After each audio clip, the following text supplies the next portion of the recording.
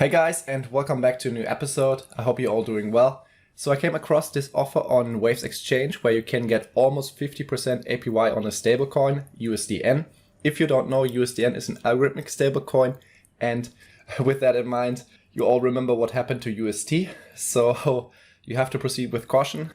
In this video, I would like to show you the history of my investments with Waves Exchange and what I think of this new offer.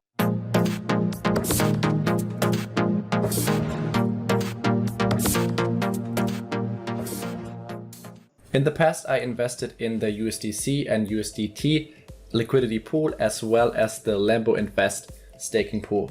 And all in all, I made around $3,500 in staking rewards. And I never had any issues or problems to withdraw my funds. But yeah, after the UST and Luna collapsed, I panicked a little bit and unstaked my funds. Because Waves also relies on an algorithmic stablecoin and I wasn't sure if it can hold its peg or not. And if we actually take a look at USDN, we can see that it lost its peg a few times, and the lowest it went down to 78 cents, but also quickly recovered.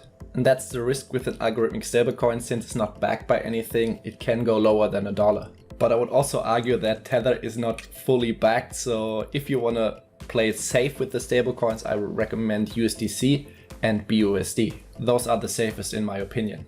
Let's go back to USDN. I'm gonna stake just a small amount because I don't want to put too much into an algorithmic stablecoin again.